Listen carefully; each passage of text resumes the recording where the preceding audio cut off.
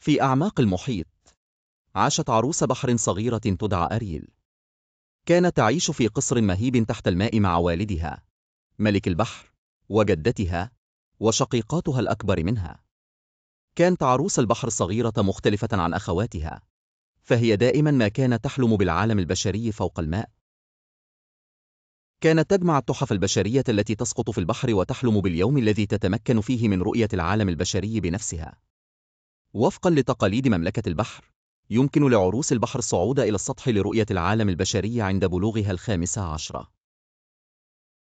عندما جاء دورها، صعدت إلى السطح وشاهدت سفينة عظيمة فيها أمير وسيم يحتفل بعيد ميلاده. وقعت عروس البحر الصغيرة في حب الأمير من النظرة الأولى. فجأة ضربت عاصفة قوية السفينة، وغرق الأمير في البحر. هرعت عروس البحر لإنقاذه، وسبحت به إلى الشاطئ. بقيت بجانبه حتى جاء البشر لإنقاذه. رأت عروس البحر كيف ابتسم الأمير لفتاة بشرية أعتقد أنها من أنقذت، وعادت إلى البحر بقلب مليء بالحب والحزن. أصبحت عروس البحر مهووسة بفكرة أن تكون بشرية لتكون بجانب الأمير. ذهبت إلى ساحرة البحر الشريرة طلبا للمساعدة. وافقت الساحرة على منحها ساقين بشرية لتعيش بين البشر، لكن بثمن باهظ. كان على عروس البحر أن تضحي بصوتها الجميل مقابل التحول إلى بشرية. حذرتها الساحرة أيضا أنه إذا لم يتمكن الأمير من الوقوع في حبها والزواج بها، فإنها ستتحول إلى زبد البحر وتفقد حياتها. قبلت عروس البحر الصفقة وتحولت إلى بشرية.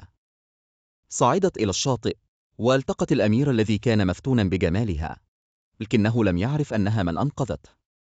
أصبحت قريبة منه، لكن عدم قدرتها على الكلام جعلها غير قادرة على التعبير عن مشاعرها. في النهاية، أعلن الأمير زواجه من الفتاة التي ظن أنها أنقذته، مما كسر قلب عروس البحر الصغيرة. في الليلة التي تسبق زواجه، ظهرت شقيقاتها أمامها وأعطتها خنجرا حصلن عليه من الساحرة. أخبرناها أن بإمكانها النجاة إذا قتلت الأمير وسكبت دمه على ساقيها، لكنها رفضت لأنها تحبه ولا تستطيع إيذاءه.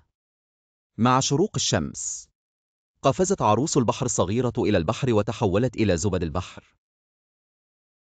لكن بدلا من أن تختفي تماما، وجدت نفسها بين أرواح الهواء، حيث منحت فرصة جديدة.